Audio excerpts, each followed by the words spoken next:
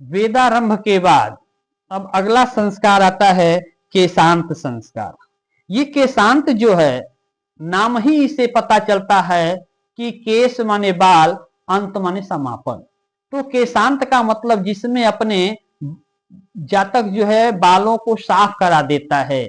यज्ञोपवीत के बाद उसका क्षौर कर्म होता है और क्षौर कर्म में केशांत हो जाता है, अर्थात बाल जो है साफ कर दिया जाता है। अब जब बाल साफ कर दिया गया, उसके बाद उसको स्नातक बनाया जाता है। स्नातक में जो है वह पूरी तरह से स्वच्छ करके, साफ सुथरा करके, बाल काट करके, बाल साफ करके उसको सुगंधित इत्र इत्यादि सुगंधित द्रव्यों से आवेष्टित किया जाता है। और आवेष्टित करने के बाद फिर जो है उसको गृहस्थ आश्रम के लिए तैयार कर दिया जाता है। अब वह शिक्षा अध्ययन जो है समाप्त कर लिया और केशांत के बाद वह गृहस्थ आश्रम में जाने के उपयुक्त हो जाता है। यही हमारा केशांत संस्कार जो है बताता है। उसके बाद केशांत के बाद आता है समावर्तन। समावर्तन में जातक जो है वह अपने शरीर को स्वच्छ करके, निर्मल करके और फिर यज्ञ वेदी के उत्तर दिशा में बैठ करके और उसको जो है 8 कलश के सुगंधित जलों से स्नान कराया जाता है।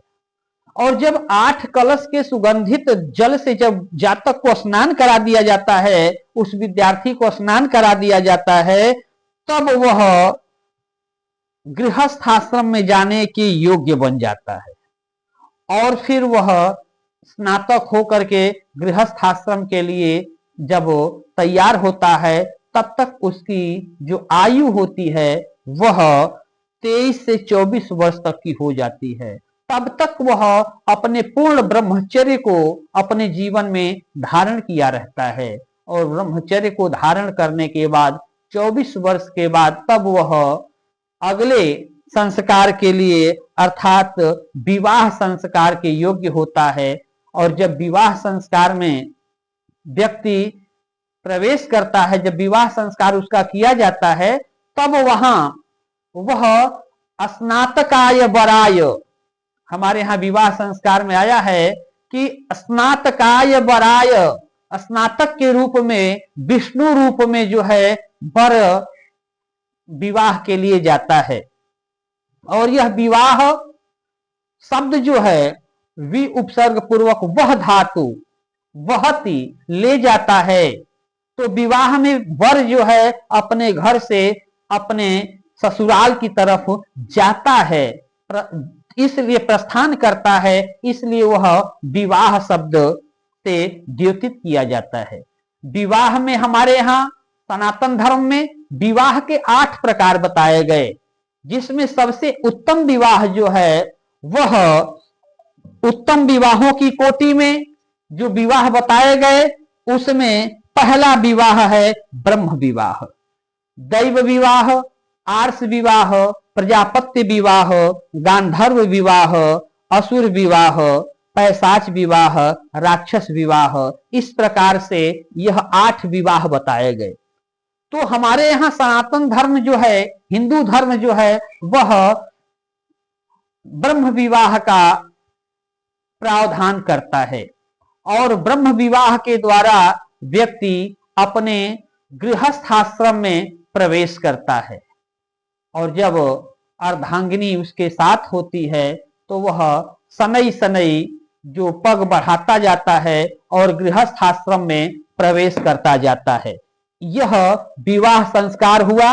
विवाह संस्कार के बाद अंतिम संस्कार जो होता है वह अंत्येष्टि संस्कार, जिसमें व्यक्ति अपने भौतिक शरीर को छोड़ करके और अलौकिक शरीर के द्वारा, सूक्ष्म शरीर के द्वारा परमपिता परमेश्वर में विलीन हो जाता है।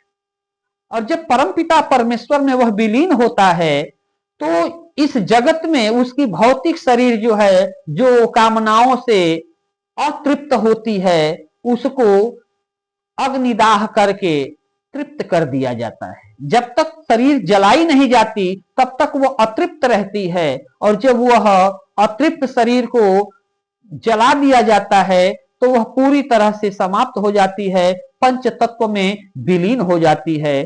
क्षिति जल पावक गगन समीरा पंच तत्व यह अधम शरीरा। जो ये पांच तत्व से शरीर बना है, मृत्यु के बाद सूक्ष्म शरीर जीवात्मा जो है परमात्मा में विलीन हो जाती है, और जो स्थूल शरीर रहती है, जो इस धराधाम पे रह जाती है, इसको लोग ले जा करके प्रवाह कर देते हैं, जला देते हैं, अग्निदाह कर देते हैं, और फिर इस प्रकार से वह जीव जो है अपने इस शरीर के बंधन से मुक्त हो जाता है, और वह परम पिता परमेश्वर के चरणों में सद्गति प्राप्त कर लेता है।